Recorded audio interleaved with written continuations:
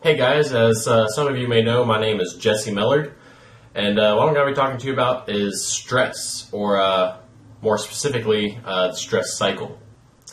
Now, I'm pretty sure that most of us have experienced stress at one point or another in our lives. We are college students.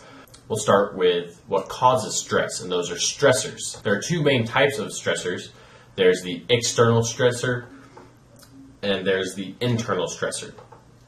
Now, we'll get to those in just a minute, but what happens is stressors trigger your body's response to stress, and this is a physiological response, also known as the fight or flight response in your nervous system. And what it does is it increases your heart rate and your blood pressure, decreased blood flow to your extremities or your arms and legs, and your digestion is slowed. One of the reasons why stress has been associated with weight gain is the slow digestion. A stress response is a temporary response because your adrenaline skyrockets. It's basically to improve your chances of survival from a physical threat like a predator or mother-in-law, but it's definitely not meant for a prolonged period of time. So the first kind of stressor that I mentioned was the external stressor, and this includes anything kind of in your environment. This can be death of a family member, divorce, illness, conflict, job loss, retirement, a traffic jam, or even an assignment that's due in one night for a weekend class. Just saying. The second kind is the internal stressors, and these are concerns, worries, thoughts and feelings of anger and fear, anticipation, memories even. And your overall health and fitness has a lot to do with it as well. If you're sick, or your emotional well-being, if you have emotional issues, that can definitely cause a lot of stress.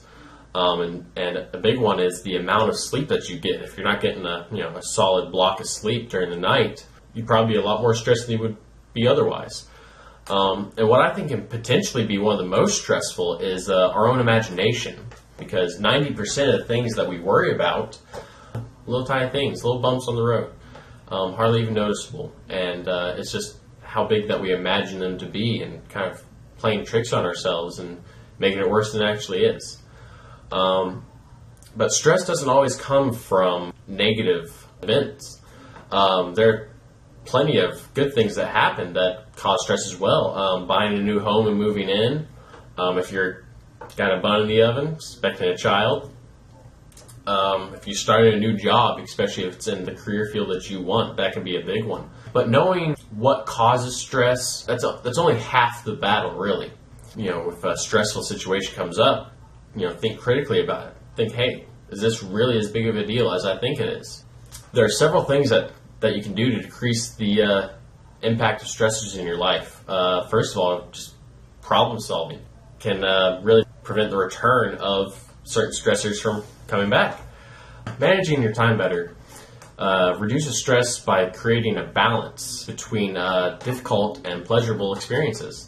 It's definitely important for you to be aware of your own personal thoughts and attitude when you're feeling stressed. You just kind of want to pull yourself out of the moment and take a look from the big picture and say, hey, should I really be feeling this way, or should I really be reacting this way? And can I handle this differently? And once you're aware of the stressful way that you typically dealt with these situations, you're typically able to develop ways to reevaluate those situations in ways to make them less threatening and more manageable. One of the last things you can do, and I think is probably one of the big ones, is exercise. Regular exercise can do wonders for stress. If you go on a 20-minute run or a 30-minute walk, like the video said yesterday, it can really knock out a lot of kind of pent-up energy. Eating the proper foods play a big part in improving your stress levels and bringing them down.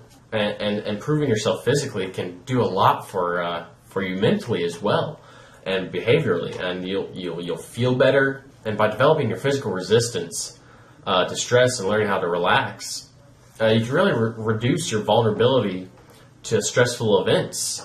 Another big one is it's developing kind of like a social network, if you will.